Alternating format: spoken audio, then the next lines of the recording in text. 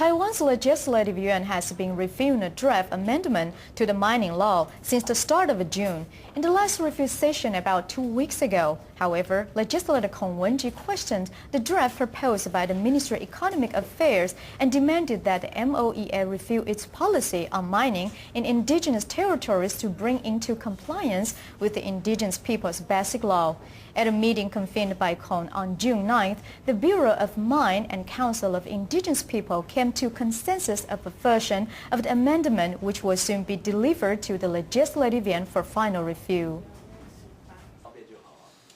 After failing to reach consensus in the last review session on 2 draft amendments to the mining law, as proposed by legislator Kung Wen-chi and the Ministry of Economic Affairs, Kung convened a meeting with the Council of Indigenous Peoples and Bureau of Mines. During the meetings, the 3 parties reached consensus on the new version of the amendment that will be in compliance with the Indigenous Peoples Basic Law. The 2 original drafts of the amendment, which the Bureau of Mines and I proposed, were put aside.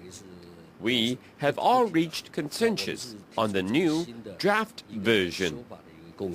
In compliance with Article 19 of the Indigenous Peoples Basic Law, we will add a 3rd clause to Article 6 of the mining law to state that indigenous people do not need prior authorization for mining in indigenous territory.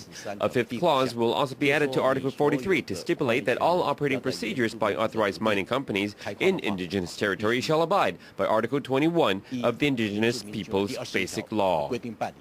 According to the consensus reached by 3 parties, the Bureau of Mines will propose a new version, which will include the following clauses. First, a 3rd clause will be added to Article 6 to state that the indigenous people, when mining for traditional cultural rituals or self-consumption, do not need to apply for mining rights. The central authority in charge, jointly with the Council of Indigenous Peoples, shall enact regulations regarding authorization.